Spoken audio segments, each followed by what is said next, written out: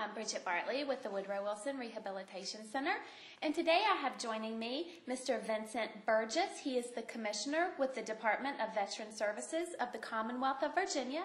Welcome. Thank you. It's nice Thank to have you. Thank you Vivi. so much for joining us.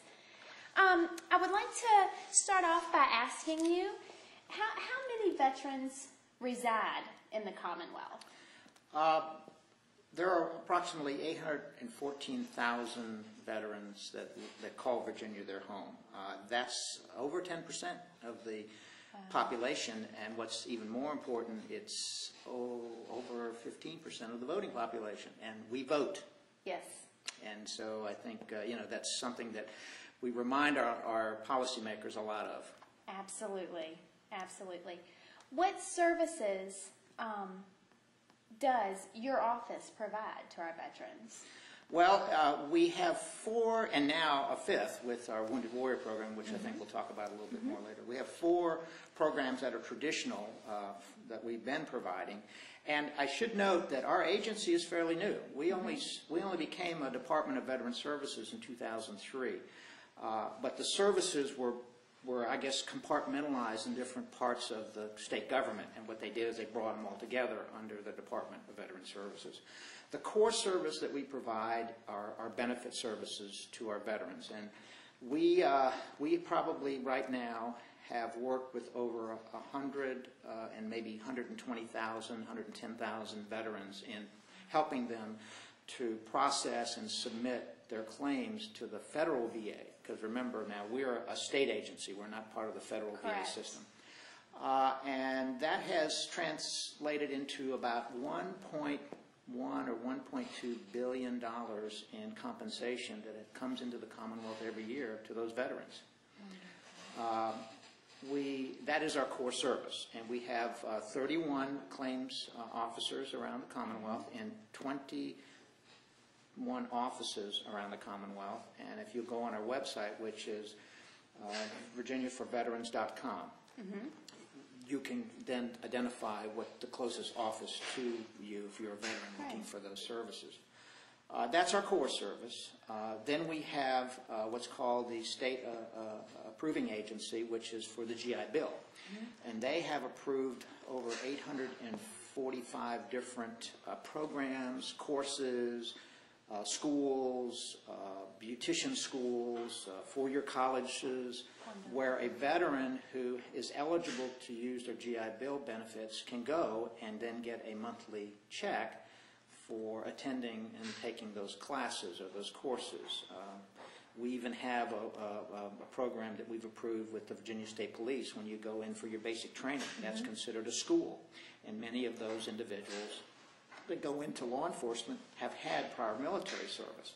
So they're able to compensate, or to not compensate, but to supplement their salary with the money they get from the GI Bill. We have right now about 21,000 veterans in the Commonwealth getting their GI Bill benefits. So that we feel real good about. That's quite an accomplishment. Yeah, and they earned that. And they rightfully should be using it. I used mine when I came back from Vietnam. I used every dime of it, and we're encouraging our newer veterans that are coming back to the Commonwealth to do the same. We also have 2 care centers, 2 nursing homes in the Commonwealth. One on the campus of the Salem Medical Center in Salem, Virginia. And that's a 240-bed nursing home. It has a dementia unit, which is, I think it's about 60 beds. We have a domiciliary unit, which is about 60 beds, and then the remaining facility beds are for long-term care. Right. We also just opened one in Richmond on the campus of the McGuire Medical Center, the VA Medical Center there, and that's 160 beds. That does not have a domiciliary wing, but it does have a dementia, Alzheimer's component to it.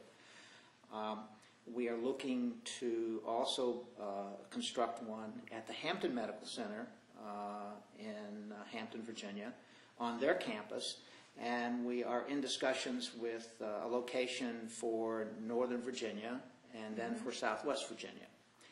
But that's probably 5 to 10 to maybe 15 years out. But because of the wave of current veterans that are needing that assistance because, we have World War II and Korean War and even Vietnam-era veterans who are using our facility. We see that need becoming more and more necessary, and we want to be able to provide that to our veterans.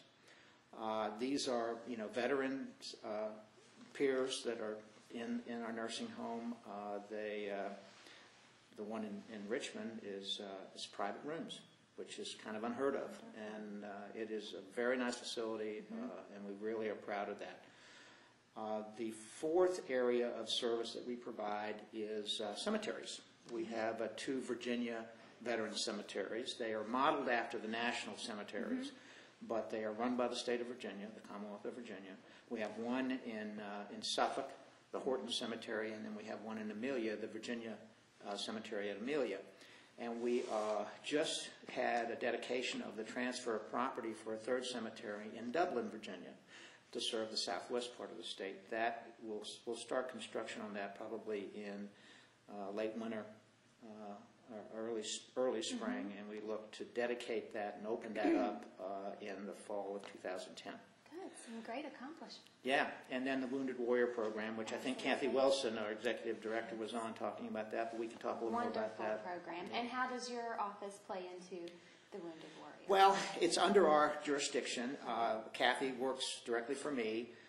Our role in that is really to coordinate with the other players, the deliverer of services, and try to identify where there are gaps in services. And help through funding, which we were fortunate enough to get through the General Assembly to plug those gaps. And then continue to provide to the veteran and to the family and to the service providers information, timely information, to allow the veteran to seek out what he or she needs in services, and 2, for the service provider to know what else is in their community that they can link arms with. Because the whole idea here is to connect the dots, to make sure that the service person, here the service person might have, traumatic brain injury, might have post-traumatic stress, combat stress, so they're dealing with that. So then to be confronted with a complex system that frustrates you as a person that may not have that, but even is compounded when you do have those kinds of issues going on. They're going to throw up their hands and say, forget it.